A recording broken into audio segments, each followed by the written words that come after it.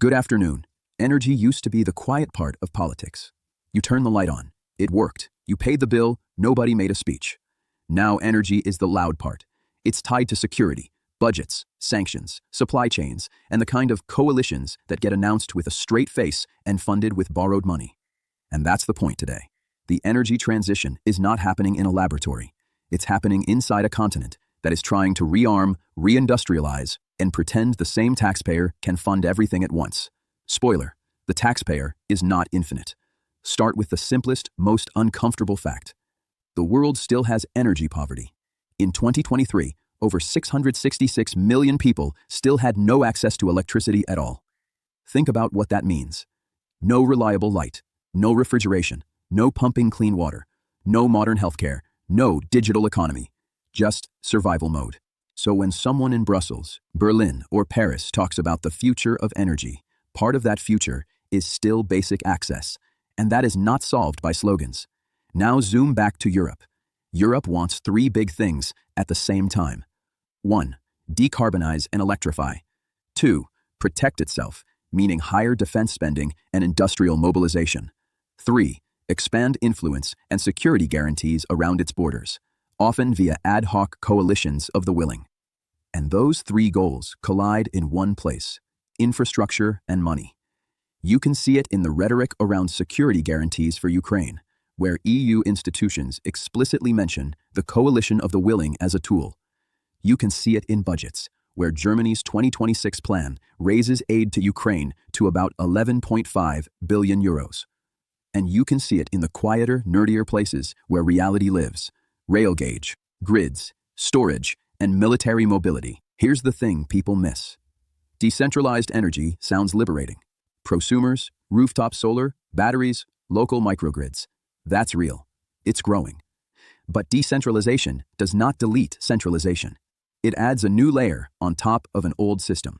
A hospital cannot run on a neighborhood solar WhatsApp group. A port cannot run on good vibes and a windy day. A data center does not accept cloudy today as a service-level agreement. So the real question is, can Europe build a grid that is cleaner and more decentralized, while also building a security posture that is more industrial, more energy-hungry, and more logistics-heavy? Because defense is not just missiles and speeches. Defense is steel, cement, chemicals, transport, and reliable electricity. If you want strategic autonomy, you need energy autonomy and industrial capacity. Otherwise, you're just renting confidence. Now, let's use a brutal mental model: integration costs. Every energy source has them. Nuclear needs grid reinforcement, safety zones, and long planning. Gas needs pipelines, storage, and import terminals. Renewables need balancing, storage, and smarter grids. Europe spent years selling the transition as cheap, clean power. And in many places, solar and wind are cheap on paper. The cost per kilowatt hour can look fantastic. But systems don't run on paper. Systems run on dispatchability. So once renewables reach a high share, you pay for what makes them usable: storage, flexible backup, grid expansion, and control systems. Narrative: the transition is mostly about building more wind and solar. Reality: the transition is mostly about rebuilding the grid and paying for reliability. And here's where your second material hits hard, even if it's wrapped in emotional language. Europe's system problem is coordination. A classic example is rail. Europe still has a break of gauge issue at its eastern interface because parts of the region historically used a different rail standard. If you want fast military mobility and fast industrial logistics, you need compatible infrastructure, not just press conferences. That's why projects like Rail Baltica matter far beyond transport policy. The European Commission's milestones aim to integrate the Baltics into the European rail network by 2030. That's not just a passenger train story. It's a supply chain story. It's a resilience story. It's a security story. If you live in Lithuania like I do, you already know what this feels like. Big strategic announcements, slow execution, cost inflation, political churn, and the constant temptation to treat EU funds like a buffet. Some countries do better, some do worse. But the structural temptation is always there. And in a high-interest rate world, slow projects become expensive projects. Now connect the dots. Energy transition infrastructure is the same kind of long, capital-heavy, politically managed process as military mobility infrastructure. Both require long planning, clean procurement, stable regulation, and speed. Europe is not short on plans. Europe is short on frictionless execution. And that brings us to the most important driver behind energy narratives today: fear and incentives. For the last decade, the climate agenda was the moral engine. For the last few years, economics and security have taken over. Cheap renewables are attractive, but cheap is not enough if you can't guarantee supply in winter, at night, and during crises. And crises are not hypothetical anymore.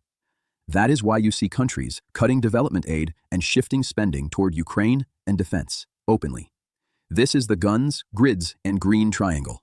You can fund all three, but not without trade-offs, and not without someone paying. So who pays? Option 1, the household. Higher tariffs, hidden levies, carbon pricing, network charges. Option 2, industry, which means either deindustrialization or subsidies to keep factories alive. Option 3, the state, which means debt, inflation risk, or cuts elsewhere. In psychology terms, this is where public consent breaks. People will tolerate pain if they believe it buys security and competence. They will not tolerate pain if it buys chaos, corruption, and strategic communications. So let me put 3 concrete questions to you, because I want answers from real life, not from policy documents.